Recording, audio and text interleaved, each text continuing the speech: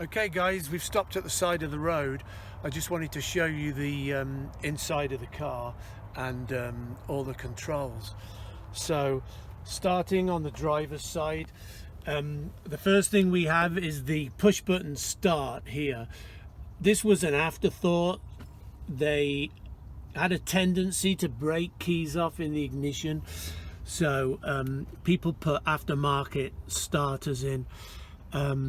They would put them in different positions, probably mainly in the middle of the dashboard, but this one is at the side, a little bit awkward. Moving on to the first button, we have the wiper switch, followed by the choke button, and then the lights. We have the indicator stalk here, nice big steering wheel, and chrome starter ring.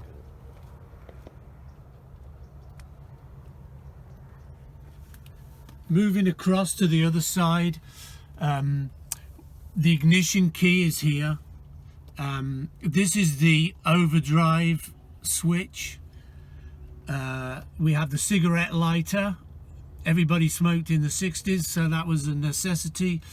And we have the fan blower motor switch here, the heater controls here. Nothing fancy, just defrost, hot and cold, and I guess there's one to bring air into the car. 4-speed manual transmission. This was originally an M40 transmission, which meant it didn't have the overdrive. It was switched over to an M41, which is an overdrive transmission. Since you guys last saw the video, I did upholster the seats with Gorilla Tape. I probably won't do much with the seats as they're not the originals, so I'll just use it as it is. Quick look at the inside.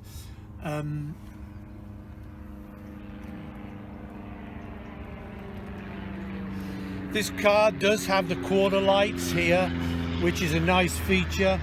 You know, you can turn them all the way around, so you don't need air conditioning. It'll blow the air in as you go along. Obviously on a hot day it probably wouldn't do much good, but anyway. Has the outboard handbrake here. I believe these were going to be fitted with a bench seat at some point, or that was the thought, but they never got around to it. So moving on to the back of the car here. This has the nice split tailgate. It's kind of flavoured after American cars. I would say this looks a little bit like a Dodge, really. That's why I like it, because it's different, you know. So this splits into two. We have the number plate. When you drop the tailgate here, this actually swings out, so the tailgate, the number plate is visible. If you have a load, you're still within the law. The number plate is still visible. Quite a bit of room inside. These cars, they're a little bit agricultural to me. They remind me of I had an early 70s Range Rover when they were made for farmers and not a status symbol.